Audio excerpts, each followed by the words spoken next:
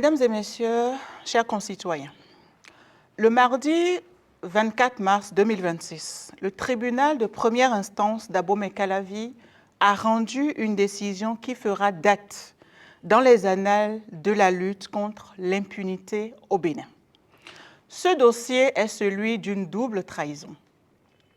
Le sieur Winator Marcel Romuald Benjamin, ancien directeur adjoint de l'école doctorale des sciences agronomiques de l'université d'Abomey-Calavi et représentant d'une ONG humanitaire au Bénin, a été reconnu coupable de viol sur mineur et condamné à 10 ans de réclusion criminelle, 500 000 francs d'amende ferme et au paiement de 5 millions de francs CFA de dommages et intérêts au profit de la victime.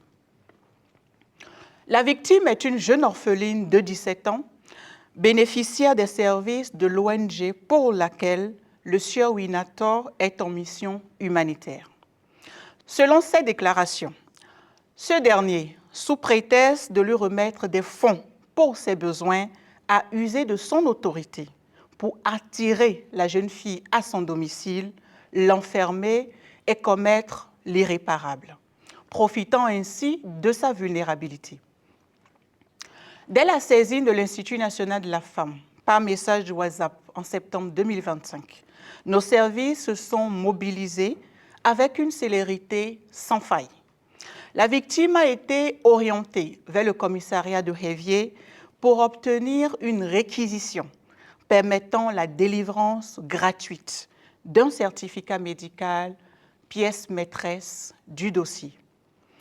L'Institut national de la femme a multiplié les diligences pour s'assurer de la prise en charge effective de la victime, a offert à la jeune fille un espace d'écoute et de soutien pour affronter le traumatisme et les méandres de la procédure, a déposé une plainte formelle auprès du procureur spécial de la Criette avant que le dossier ne soit renvoyé vers le tribunal de première instance d'Abomey-Calavi.